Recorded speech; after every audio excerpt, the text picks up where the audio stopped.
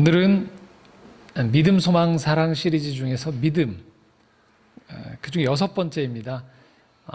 사도신경을 가지고 저희가 믿음 시리즈를 이야기한다고 했는데 그중에 6번째, 본디오 빌라도에게 고난을 받으사, 이런 말씀이 있습니다. 사도신경을 보면 바로 이렇게 시작되는 거죠. 본디오 빌라도에게 고난을 받아라고.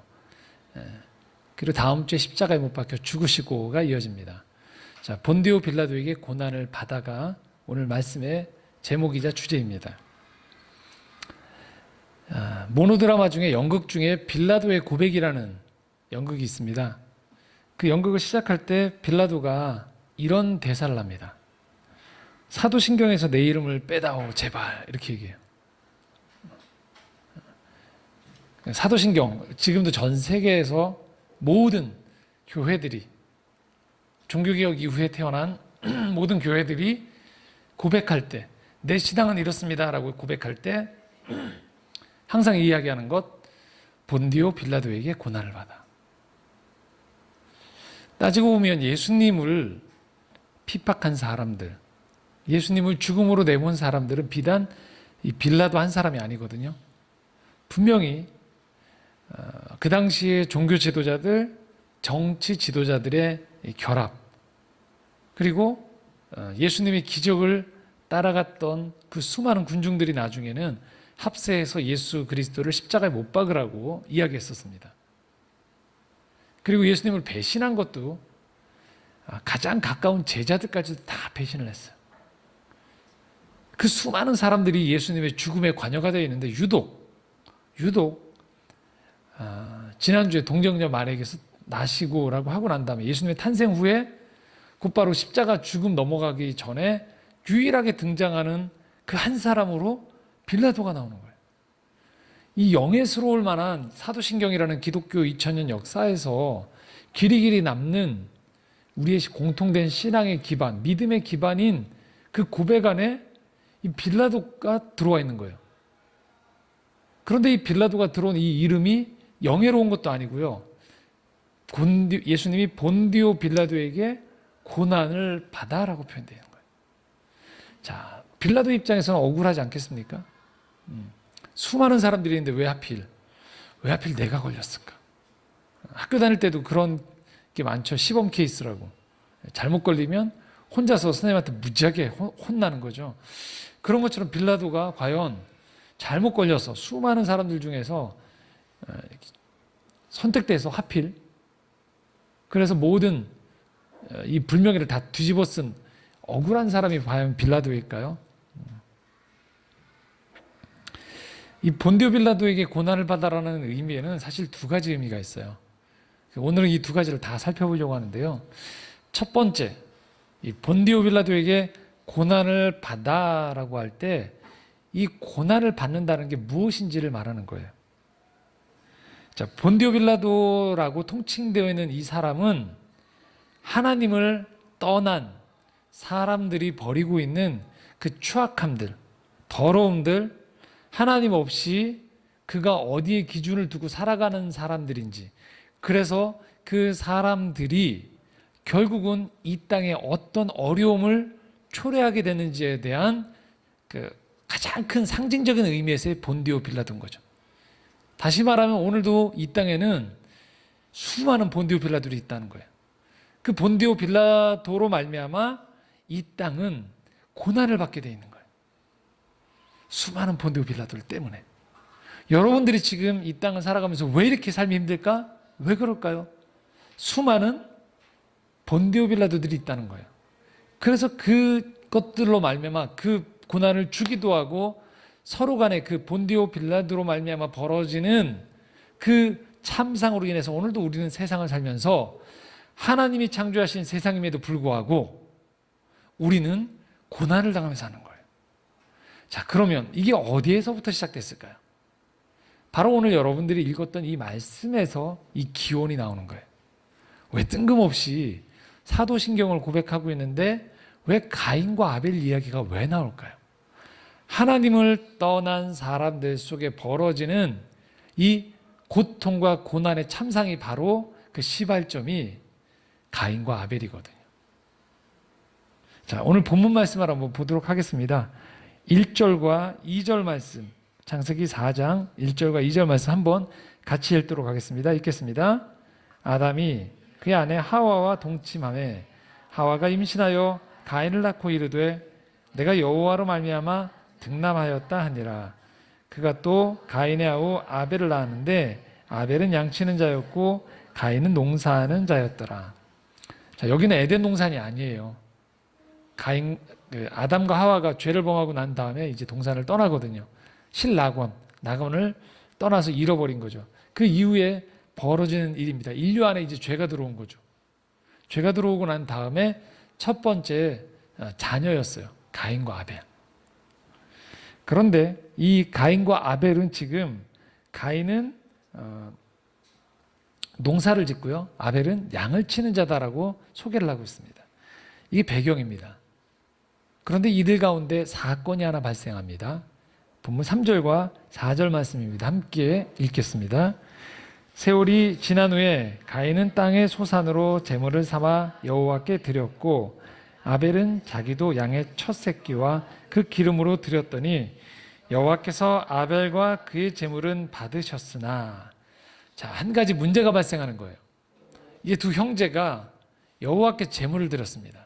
그런데 가인은 땅에서 난 것들을 가지고서 제물을 삼아서 여호와께 드렸고 아벨은 자기 직업이 양을 치는 사람이니까 양의 첫 새끼를 가지고 기름으로 그 여호와께 첫 새끼와 함께 여호와께 드린 거예요. 자, 그런데 여기에 문제가 발생하는 거죠. 아벨과 그의 제물은 여호와께서 받으셨다라는 거예요. 그러면 한 사람은 안 받았다는 얘기를 하기 위해서 얘기를 하는 거거든요. 바로 5절과 6절 말씀입니다. 함께 읽겠습니다. 가인과 그의 제물은 받지 아니하신지라 가인이 몹시 분하여 안색이 변하니 여호와께서 가인에게 이르시되 내가 분하여 함은 어찌 됨이며 안색이 변함은 어찌 됨이냐. 가인은 안 받은 거예요. 그러자 가인의 안색이 변한 거죠. 울그락불그락 화가 난 겁니다. 분노한 거죠. 여호와께서 그 상황을 보시고 가인에게 이르시되 너 왜 화를 내느냐? 왜 분노하느냐? 네 안색이 변한 게 어찌된 일이냐라고 하시는 거예요. 자, 여기 아주 중요한 이야기가 한 가지 담겨져 있는 거거든요. 자, 만약에 안 받으셨으면 하나님 편에서 어떻게 해야 될까요? 꾸짖으셔야 되거든요. 그런데 지금 여호와께서 사실 받지 않으신 재물 상태 때문이 아니고 지금 뭐 때문에 혼내고 계시죠? 가인의 받지 않은 반응 때문에 지금 여호와께서 뭐라고 하시고 계세요. 그러자 이제 가인이 다시 여호와의 그 책망을 듣고서 하나님께 항의합니다. 7절과 8절입니다. 함께 읽겠습니다. 내가 선을 행하면 어찌 낫을 들지 못하겠느냐? 선을 행하지 아니하면 죄가 문에 엎드려 있느니라. 죄가 너를 원하나 너는 죄를 다스릴지니라. 가인이 그의 아우 아벨에게 말하고 그들이 들에 있을 때에 가인이 그의 아우 아벨을 쳐 죽이니라. 자, 가인의 항의는 다름 아닌 살인으로 귀결됩니다. 여호와께서 말하는 거예요. 7절에 네가 선을 행했다라면 어찌 낯을 들지 못하겠느냐. 그러면서 죄가 문에 엎드려 있느니라. 문을 열면 바로 죄가 있다는 거예요. 지금 네 상태가 그런 상태라는 거예요. 그러자 그 말을 들은 가인은 아벨에게 자, 들로 나오라고 얘기합니다. 그 들에 있을 때 아벨을 쳐 죽였다고 나와요. 살인을 저지른 거예요. 자기 동생을. 자, 인류에게 벌어진 첫 번째 살인 사건이에요. 첫 번째 분열의 현장이고요. 첫 번째 어둠의 현장입니다. 잠깐 얼핏 말씀드렸지만 이 사건에서 우리는 이렇게 오해하면 안 됩니다. 하나님은 농산물을 좋아하시고 하나님은 농산물을 싫어하시고 하나님은 육식을 좋아하시는구나. 또 어떤 데에서는 하나님은 피를 좋아하신다. 피의 제사를 좋아하신다라고 해석하시는데 사실 이 본문에서의 포커스는 그게 아니거든요. 3절과 4절 한번 다시 읽어보려고 하는데요. 3절과 4절 한번 읽어보겠습니다. 세월이 지난 후에 가인은 땅의 소산으로 제물을 삼아 여호와께 드렸고 아벨은 자기도 양의 첫 새끼와 그 기름으로 드렸더니 여호와께서 아벨과 그의 제물은 받으셨으나 라고 되어 있어요. 자, 여기서의 포인트는요. 농산물이냐 그 양이냐가 아니에요. 아벨과 가인의 제사에서 딱 한 가지만 표가 납니다. 뭘까요? 첫 이란 단어예요. 첫. 아벨은 처음 난 걸 드린 거예요.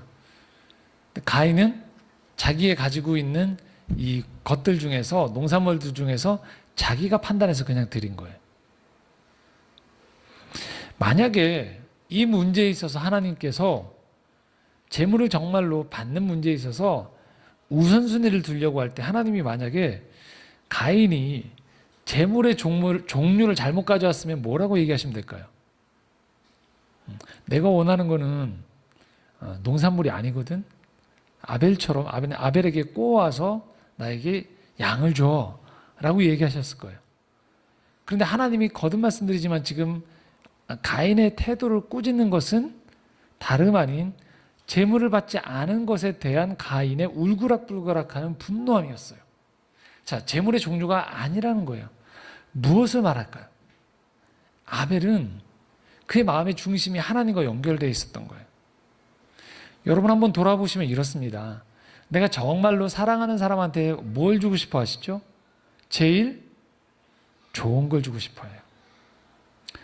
농산물 중에서 가장 좋은 것을 드리고, 그리고 가축 중에 가장 좋은 것, 그 마음을 보신 거예요. 상태가 제일 좋은 걸 말하는 게 아니고 제일 먼저 얻은 것들, 이것이 하나님께서 주셨구나에 대한 기쁨 속에서 아벨은 제물을 드렸고요. 가인은 이 모든 것들 속에서 마음의 중심이 하나님과의 관계에서 비롯된 제물을 드린 것이 아니고요. 이 모든 것들을 관장하는 자기가 책임자였던 거예요.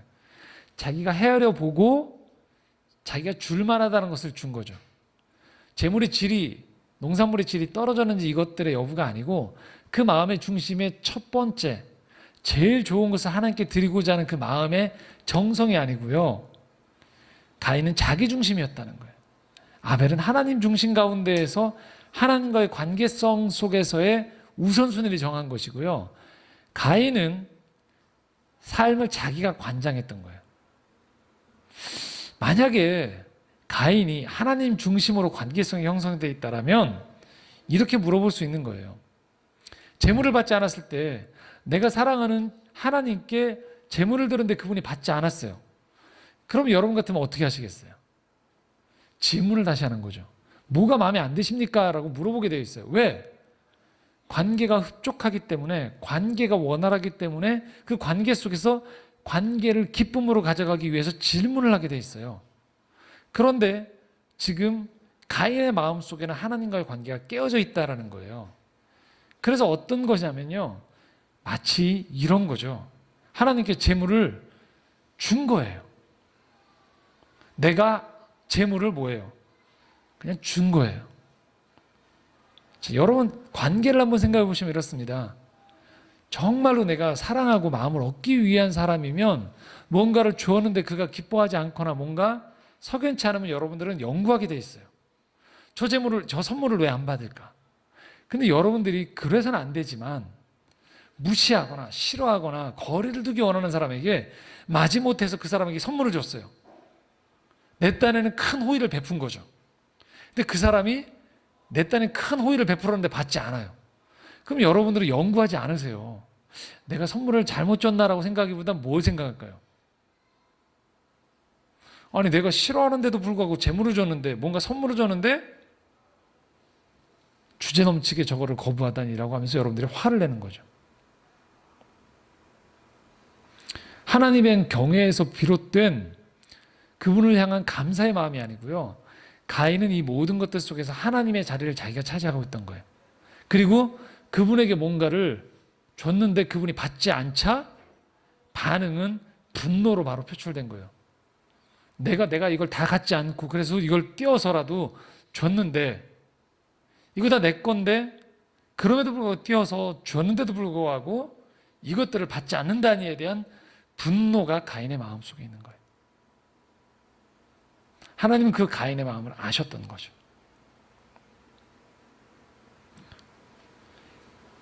만약에 가인의 관계가 동생과도 원활했다면 가인은 동생에게 물어봤을 거예요. 야, 너는 어떻게 해서 하나님이 받으실 재물을 연락받게 드렸니라고 물어볼 거예요. 근데 가인의 마음속에는 동생에게조차 질문하지 않아요. 이것은 뭘 말할까요? 오로지 가인의 마음속에는 자기 중심성이 가득한 거예요. 나만 있는 거예요. 내 최선, 내가 하는 최선, 내가 누군가에게 베풀어주는 것, 내 열심만 가득한 거예요. 가인의 마음속엔 관계가 아닌 자기의 중심성으로만 가득해집니다. 여러분 한번 여러분 주변의 관계를 한번 돌아보세요. 어떤 사람과 관계를 맺을 때 굉장히 불쾌할 때가 언제일까요? 그 사람이 나에게 대하는 태도가 서툴러서가 아니에요. 그 사람 마음속에 나라는 사람을 이용한다라는 것들이 마음에 들어올 때 기분이 나빠져요. 왜? 저 사람이 자기 중심성 속에서 나와 온전한 교제를 나누는 것이 아니고 나를 이용하는구나라고 생각하는 거죠. 제가 그런 경험이 있습니다. 저도. 그러니까 싸운 건 아니고요.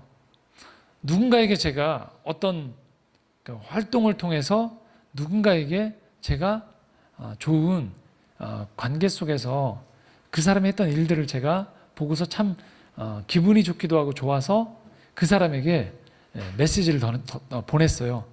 어떤 칭찬을 해서요. 자, 여러분 같으면 칭찬을 받으시면 어떻게 하실까요?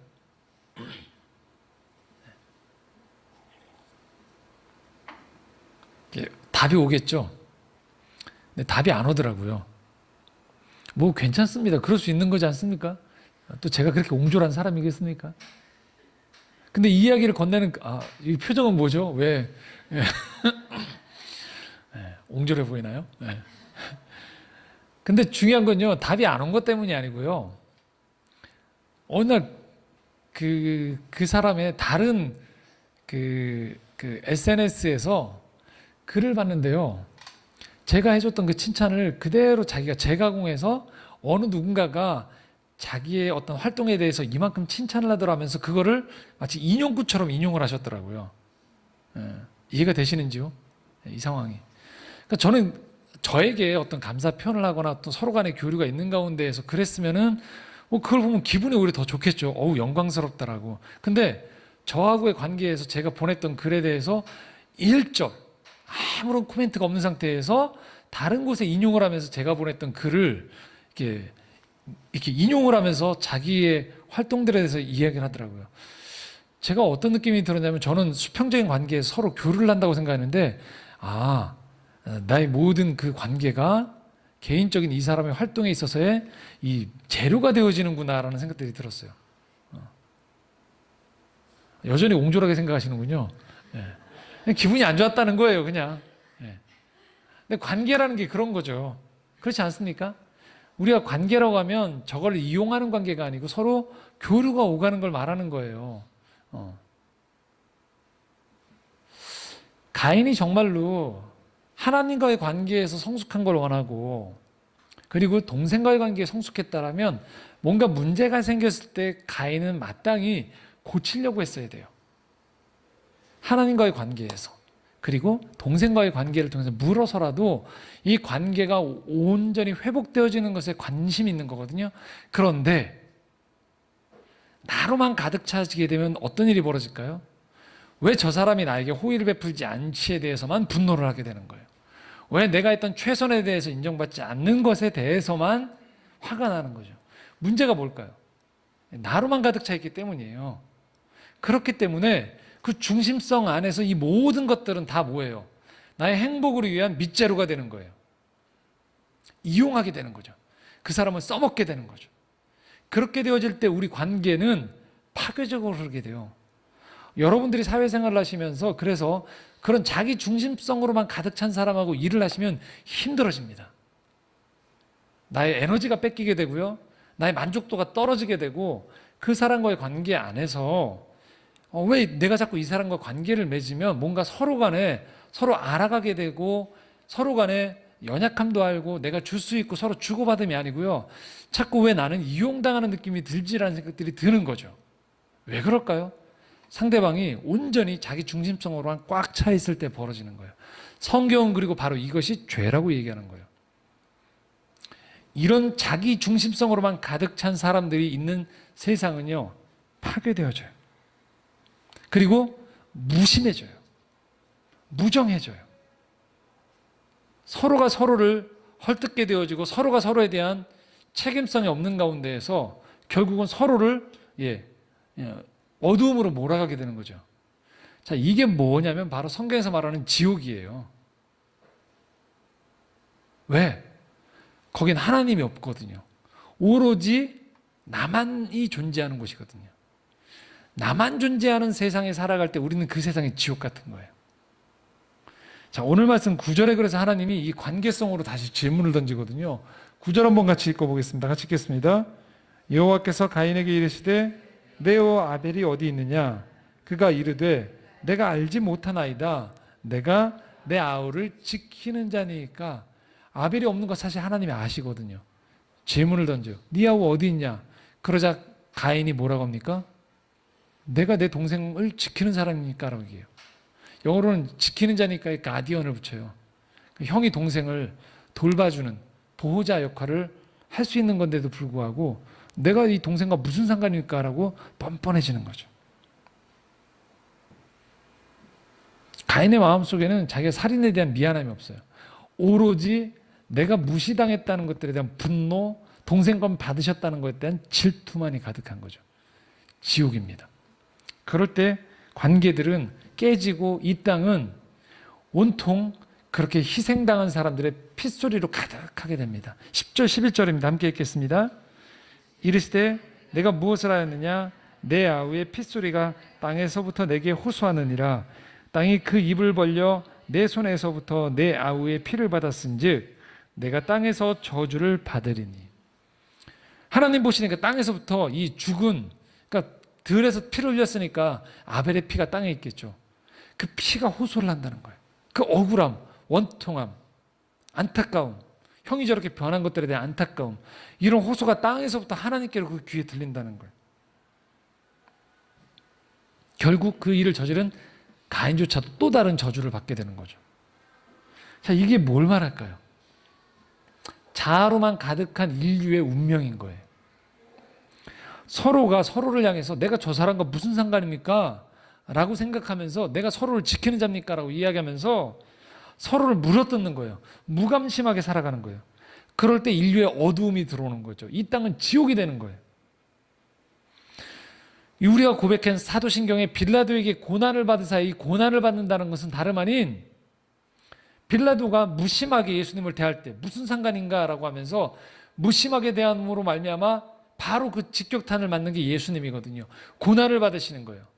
오늘 이 땅에서 하나님을 두려워하지 않는 가운데에서 벌어지는 인류의 모든 역사들이 바로 그렇지 않은 모든 사람들에게 뭐예요? 고난을 준다는 거예요. 핏소리가 땅에서부터 들린다는 거죠. 오늘날에도 여전히 수많은 사람들, 대부분의 사람들이 이 고난을 받으며 살아가는 거죠. 자, 바울이 로마서 8장에 그래서 이 땅에 있는 사람들의 이 피조 세계와 이 땅의 모든 사람들이 여전히 하나님을 모르는 가운데 구원자 예수 그리스도를 만나지 않은 가운데 벌어지는 이 삶의 고난 속에서의 탄식 소리를 이렇게 표현하고 있습니다. 로마서 8장 18절부터 22절 말씀 한번 같이 읽겠습니다.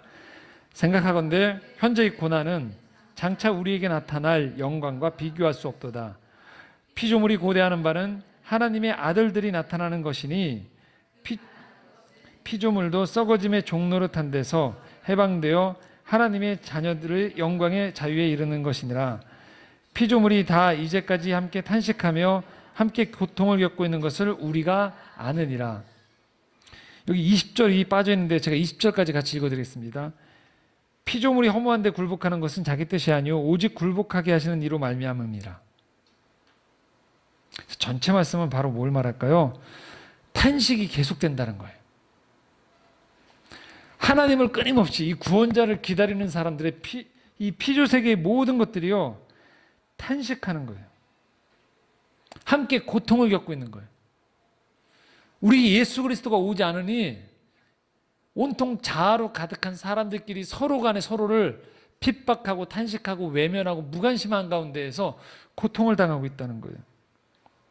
여러분, 왜 오늘 우리가 살면서 이렇게 고통스러울까요? 왜 이렇게 사는 게 힘들까요? 예수 그리스도가 없기 때문이에요. 온통 자아로 가득한 사람들끼리 서로가 서로를 누르고 외면하고 무관심하게 살아가기 때문이에요.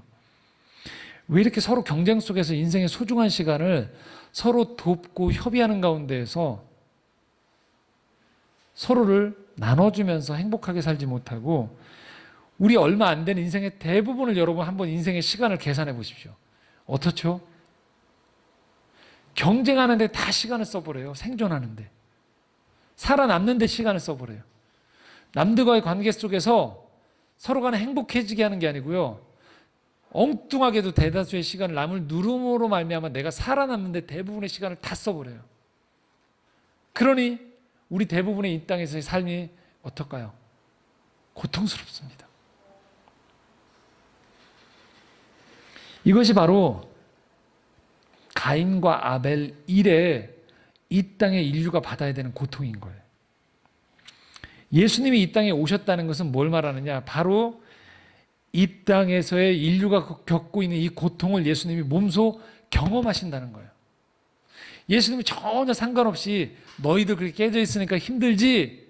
라고 하면서 예수님이 이 문제 해결해 줄게 하고 툭하니 해결책을 던져주시는 게 아니고요, 이 땅에 친히 사람의 몸을 입고 오셔서 빌라도로 대표되는 그 직접적인 관계성 속에서 예수님 스스로가 고난을 당해보신 거예요. 가인 이래 인류가 모든 사람이 겪고 있는 고난을 예수님도 몸소 겪으셨다는 말인 거죠. 그래서 우리는 이렇게 말할 수 있는 거예요. 주님, 오늘도 왜 이 세상이 이 모양이죠? 주님, 저는 왜 이렇게 사람과의 관계가 힘들지요? 그때 주님이 이렇게 말씀하신다는 거예요. 내가 안다. 네가 얼마나 내가 없는 이 세상 속에서 고통당하는지를 내가 잘 알고 있다라고 얘기하시는 거예요. 나도 너희들이 얼마나 억울한지, 얼마나 힘든지, 숨가쁘게 살아가는지를 잘 알고 있다라는 거예요. 그 고통 속에 신음하는 우리의 고난을 주님이 아신다라는 게 이 고백 안에 담겨 있어요. 본디오 빌라도에게 고난을 받으사를 고백할 때마다 주님이 그래 나도 고난을 받았다라고 하시는 거예요. 그래서 너희 고난을 나도 잘 안다가 이 사도신경에 담겨 있는 첫 번째 고백인 거예요. 그리고 이어서 이 두 번째 문제에서는요, 빌라도의 이 무책임함을 또한 주님은 책임을 묻고 있어요. 빌라도가 주님을 분명히 십자가에 못 박은 것에 대한 책임을 주님은 면제하지 않으시는 거예요. 자, 마태복음 27장 23절에서 26절인데요. 빌라도의 사건이 다 나오는데요. 그 중에서 두 군데를 한번 제가 읽어보려고 합니다. 27장 23절에서 26절 함께 읽겠습니다.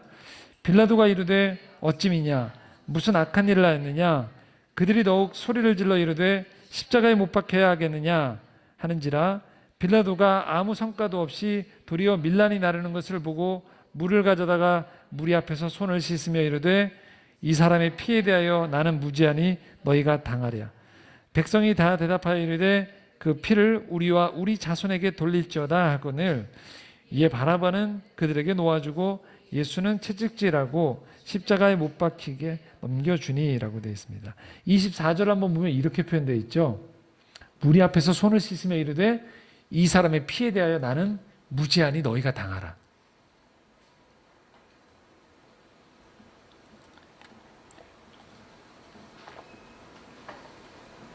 빌라도는 분명히 알고 있었어요. 예수님이 무지하다는 걸. 그런데 뭐라고 표현합니까? 나는 이거에 대해서 무지하다고. 너희들이 이렇게 만든 거다라고 얘기해요. 그래서 만약에라도 하나님이 책임을 물으시면 너희가 당할 거다라고 하면서 책임을 회피합니다. 마가복음엔 또 다르게 표현합니다. 마가복음 15장 13절에 15절입니다. 함께 읽겠습니다. 그들이 다시 소리 지르되 그를 십자가에 못 박게 하소서. 빌라도가 이르되 어찌미냐 무슨 악한 일을 하였느냐 하니 더욱 소리 지르되 십자가에 못 박게 하소서 하는지라. 빌라도가 무리에게 만족을 주고자 하여 바라바는 놓아주고 예수는 채찍질하고 십자가에 못 박히게 넘겨주니라. 자, 14절 보십시오. 빌라도가 어찌미냐 무슨 악한 일을 하였느냐 예수님이. 그리고 15절에 이렇게 표현합니다. 빌라도가 무리에게 넘겨준 무리의 요청대로 한 이유는 뭘까요? 무리에게 무엇을 하고자? 만족을 주고자 하였대요. 무리의 마음에 만족을 주고자 한 거예요. 빌라도가 누굽니까? 빌라도는요 사실 유대 총독이었어요. 5번째 로마 정부가 파견한 총독이었는데요. AD 26년에 36년 사이에 로마를 통치하고 있던 통치자예요. 책임자예요. 그렇기 때문에 그가 이 말도 안 되는 예수님을 못 박으려고 하는 이 사태에 대해서 그에게는 권한이 있었어요. 그에게 맡겨준 공적인 책임은 바르게 판결을 했어야 돼요. 그런데 빌라도가 취임하고 난 다음에 2번이나 유대인 밀라누리라는 자기가 자기의 자리가 날아갈 뻔한 일이 있었거든요. 그러자 그가 이 사건을 제대로 처리하자면 이번에 또 총독 자리를 빼앗길까 봐 그는 지금 뭐 한 거예요? 사람들의 마음에 만족을 준 거예요. 자, 여기서 우리는 아주 중요한 사실을 알게 됩니다. 하나님이 이 땅을 통치하신다고 하실 때요, 이 땅의 통치로서 하실 때 하나님이 사람들에게 책임을 맡기시는 거예요. 그리고 우리는 그 책임을 물려받은 사람으로서 자기 책임을 다해야 되는 거예요. 그것이 큰 책임이든 적은 책임이든 우리에게 맡겨진 책임을 책임성 있게 감당하기를 하나님은 원하세요. 그 책임자들을 통하여서 하나님은 이 땅을 질서롭고 공의롭고 평화롭게 운행하여 가시기를 원하시거든요. 그래서 사람들을 세우는 거예요. 그런데 사람들은 그 책임을 오용합니다. 착각합니다. 어떤 일이 벌어지느냐? 자, 여러분 오늘도 왜 우리 자녀들을 열심히 공부시킬까요? 왜 그럴까요? 소위 말해서 출세를 시키기 위해서요. 높은 자리를 올라가게 하기 위해서요. 우리의 이기적인 동기는요. 어떤 일이 벌어질까요? 그래서 그가 성공했다고 생각해요. 높은 자리에 올라가면. 그런데 하나님은 그렇게 얘기하잖아요. 한 번도 하나님은 성경적인 입장에서 자리를 맡기신 것을 출세라고 얘기하지 않으세요. 성공이라고 얘기하신 적이 단 한 번도 없으세요. 하나님은 직임을 맡기고 책임을 맡긴 이유는 왜 그럴까요? 그것들에 대한 합당한 이유로 그 직임에 맞는 지력과 달란트와 여러 가지 영향력을 주심으로 말미암아 하나님의 대리자가 돼서 그 책임을 남김없이 이 땅에서 하기를 원하시는 거예요. 그래서 예수님이 이렇게 말씀하셨습니다. 마태복음 20장 28절인데요. 한번 같이 읽겠습니다. 인자가 온 것은 섬김을 받으려 함이 아니라 도리어 섬기려 하고 자기 목숨을 많은 사람의 대속물로 주려 함이니라. 뭘 말합니까? 예수님조차도 내가 이 땅에 온 이유는 대접받으려고 해서 온 게 아니라는 거예요. 섬기러 왔다는 거예요. 왜 오셨어요? 구세주로 오셨거든요. 예수님이 팻말에 못 박힐 때 그 팻말이 뭐였습니까? 유대인의 왕이었어요.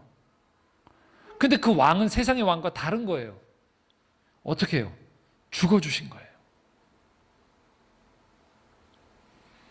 하나님은 오늘도 이 땅에 빌라도에 해당되어지는 리더들, 책임자들, 그 사람들이 책임을 못하시는 것들에 대한 책임을 물으시는 거예요.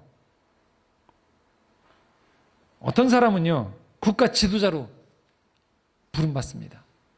여러분, 그게 행복한 일처럼 보이세요? 여러분 남편이 대통령이 되시면 좋으시겠어요? 예. 출세의 개념에서는 그럴 수 있겠죠. 예. 근데 제가 알기로는 지금 대통령도 지금 잇몸이 안 좋다고 하시더라고요. 예. 전에 대통령 비서실장 할 때도 이빨이 다 나갔다고 하시더라고요. 극한 스트레스 때문에. 그럼 뭘 말할까요? 그 자리가 한편으로는 출세의 자리이기도 하지만 뭘까요? 고난의 자리거든요. 미국 대통령들 보십시오. 대통령 한번 끝나고 나면 사람이 훌쩍 늙게 되거든요. 뭘 말할까요? 그만큼의 나는 지금 요만한 범위의 그 책임을 감당해야 되는데 그 사람들은 나라와 전 세계의 책임을 떠안는 거거든요. 한편으로는 부러운 자리지만 한편으로는 두려운 자리고 한편으로는 할 수만 있으면 안 갈 자리예요. 그렇지 않을까요? 회사의 책임자가 된다는 것. 자유 못지않게 근심이 늘거든요. 그런 얘기 있지 않습니까? 사원은 퇴근 시간이 있어도 사장은 퇴근 시간이 없다고 하죠. 부모가 된다는 건 뭘 말할까요? 가정에 대한 책임을 지는 거예요. 쉬운 책임일까요? 아닙니다. 그래서 우리가 크고 작건 우리가 성실하게 가다 보면 어느 순간에 하나님은 우리에게 직임을 맡기시게 돼 있어요. 그 직임에 따른 책임이 우리에게 주어진다는 거예요. 그래서 이 직임을 맡기신 이유는 왜 그러냐면요, 자아 중심으로 오늘도 서로 물고 물어뜯으면서 지옥으로 만들어가는 세상 속에서 그 책임을 맡은 사람들이 악순환의 고리를 끊으라는 거예요. 그렇게 하지 않도록 만들라는 거예요. 남들은 다 그 자리를 출세라고 생각하는 그 자리에서 책임자로서 하나님을 경외하며 사람들은 됐다 그만하면 할 때 우리는 뭘까요? 그곳에 공의와 정의와 사랑과 평화가 임하도록 만드는 책임을 감당하는 거예요. 그게 우리의 책임인 거죠. 리더로 부름받았다는 건 바로 이 악순환의 고리를 끊는다는 걸 말해요. 다른 사람은 다 그냥 괜찮다고 지나갈 때 뭐 하는 거예요? 나는 아니야. 저대로 가면 수많은 사람들이 죽어. 불행해져. 그래서 기꺼이 뭐 하는 거예요? 나와서 악순환의 고리를 끊는 거죠. 영상을 하나 보려고 하는데요. 기독교적 영상 아닙니다. 근데 저 이 영상 보면서 너무 많이 감동을 했습니다. 아마 보신 분들도 계실 겁니다. 한번 영상을 보도록 하겠습니다. 고속도로를 달리던 승용차가 갑자기 중앙분리대를 들이받더니 차선을 이탈한 채 내달립니다. 주변 고속도로에 차량이 쌩쌩 달리지만 1.5km가 넘도록 위험천만한 운행은 계속됩니다. 잠시 후 지나가던 검은색 승용차가 앞을 가로막고 서자 아슬아슬했던 빗길 운행이 겨우 멈춰섭니다. 지난 주말 제2서해안 고속도로 하행선에서 지병이 있던 50대 운전자가 운행 도중 의식을 잃고 쓰러진 겁니다. 다행히 주변을 지나던 46살 한영탁 씨가 자신의 차를 앞에 세워 고의로 교통사고를 내면서 50대 운전자를 구해냈습니다. 한 씨는 사고로 자신의 차량 일부도 파손됐지만 생명을 구하기 위해 어쩔 수 없는 일이었다며 담담한 표정을 지었습니다. 다행히 운전자는 구조 직후 병원으로 옮겨져 건강을 회복하고 있는 것으로 알려졌습니다. 경찰은 한 씨의 용기와 기지로 대형 사고를 막을 수 있었다며 형사 입건 대신 한 씨에게 표창을 수여하는 방안을 검토하기로 했습니다. 또 차량 제조회사 역시 한 씨의 의로운 행동에 대해 회사 차원에서 새 차를 지급하겠다고 밝혔습니다. 운전을 해보신 분들은 아시겠지만 여러분 이게 쉽지 않은 일입니다. 그렇지 않나요? 얼마나 위험한 일입니까? 사실은 쌩쌩 달린 도로 위에서 그런데 누군가는 그걸 이상하게 보는 거죠. 누군가는 그냥 지나가면서 흘낏 보고 그냥 자기 길만 가는데 누군가는 이상하다고 하면서 그것을 기꺼이 이상히 여기고 자기가 손해를 봄에도 불구하고 위험 부담이 있고 여기 나와 있듯이 잘못하면 형사입건이 될 수도 있고 어떤 것들이 이루어질지 모르는데 자기의 앞차를 거기다 대고서 들이받치게 해서 이 차를 멈추게 하는 거죠. 저는 이 영상을 보면서 이게 바로 이 땅에서의 그 책임을 맡은 사람들이 감당해줘야 되는 일이 아닌가. 그리스도인들의 역할이 바로 이런 게 아닌가라는 생각들을 가져보았습니다.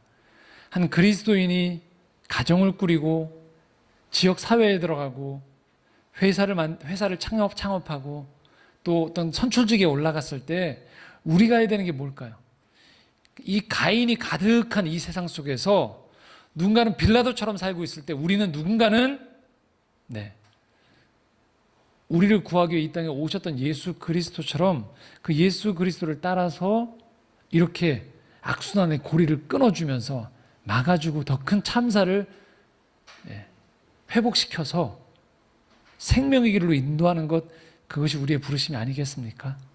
우리가 본디오 빌라도에게 고난을 받아라는 것은 예수님이 잘못 걸려서 비양심적인 빌라도 한 사람 때문에 예수님이 죽임당해서 신앙 고백을 하면서 빌라도에게 안갚음을 하면서 이 땅에 있는 모든 사람들에게 너희들 잘 봐라. 이렇게 너희들 예수님을 위해 안 살면 빌라도처럼 보복당해라는 표징을 삼기 위해서가 아니에요. 하나님을 믿는다는 게 뭘 말하느냐? 이 땅에 수많은 가인과 아벨 이후에 고난을 당했던 고통을 당하고 있는 이 땅을 봐라. 예수님도 그 가인과 아벨의 후회 때문에 고난을 당했듯 오늘도 우리의 삶이 고난을 당한 이유는 바로 이거다라는 걸 깨닫게 해주기 위해서입니다. 그리고 누군가는 우리 스스로가 이 예수님이 오셨던 그 길을 따라가지 않을 때 우리도 모르게 본디오 빌라도가 될 수 있다는 걸 얘기하는 거죠. 그래서 엄중한 이 주님의 부르심이 우리 앞에 놓여져 있는 거죠. 이 땅에서 이 고난과 아픔과 깨어짐 속에서 우리는 어떻게 살아가야 되는가? 바로 2000년 전에 이 땅에 우리를 위해 오셨던, 그분이 오셨던 그 이유처럼 이 땅에 악순환의 고리를 끊는 사람이 되어야 되는 거죠. 여러분도 똑같이 악순환의 고리 속에서 많은 고통을 당하실 거예요. 그럴 때 그냥 왜 이렇지라고 하지 말고요. 성경은 바로 그것 때문에 이 땅에 수많은 많은 빌라도 가인의 후회를 때문에 바로 고난을 당한다고 이야기하시는 거예요.